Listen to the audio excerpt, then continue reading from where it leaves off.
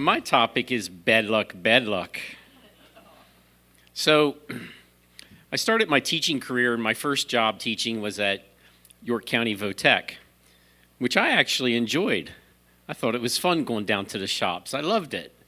Although I taught biology, I had nothing to do with the shops, but I would still go down and check out all the cool stuff they were doing because I liked it. It was neat. So, after 2 years of teaching, going into my third year of teaching, at the end of that third year, I was told that I might not have a job the following year because student enrollment was declining. And they don't put teachers in classrooms if there aren't any students there to put in them. I'm like, okay. And they said, you might want to start looking at jobs and so forth.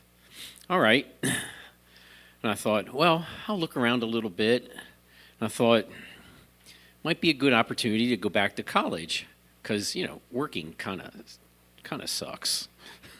It's not all it's cracked up to be.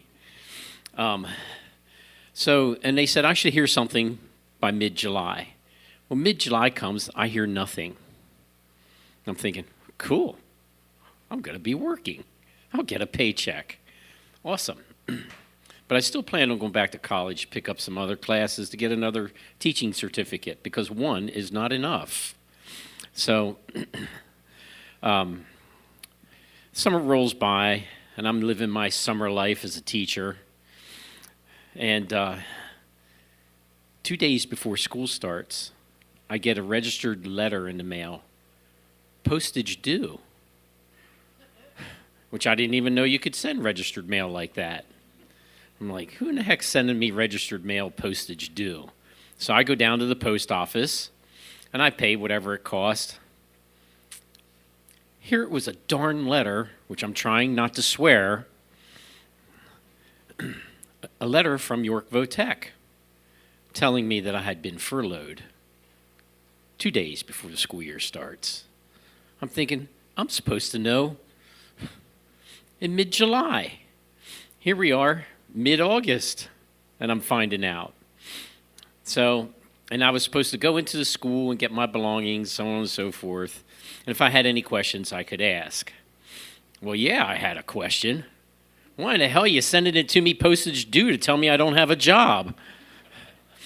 That's kind of like Bush. But at any rate, so I go in and get my stuff. And I go to the director's office. We didn't have a superintendent because we weren't really a school district. We were a composite of all of them. I knocked on the door and I asked his secretary if he was in. She said, yeah, would you like to speak to him? I'm like, yeah. So I go in. I'm like, what are you doing sending this postage due? And he's flippant with me like, oh, well, you want the $1.50? Here's $1.50. I said, no, it's not about that. It's about it being just not cool. He goes, I offered you the money. What else do you want? Really, I thought any real person would apologize for being not cool. So I left. I didn't take the money. Well, later on that winter, it was January or so, it was dark out. I was walking home from my evening class from York College. I lived on the east end of town, not far from here, actually. I was walking by Penn Park, and a car stopped and a window rolled down. Here it was the superintendent, or the director from York Votech. Hey, Mark, I'm glad to see you. Do you know where York High is? I'm thinking to myself, it's right in front of you, dumbass.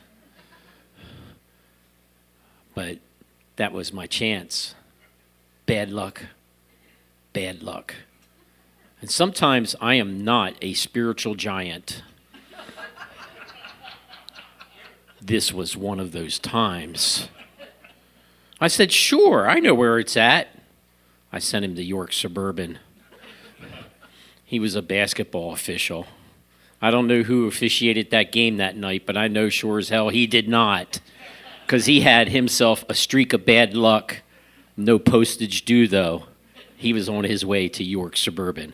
Good luck, pal.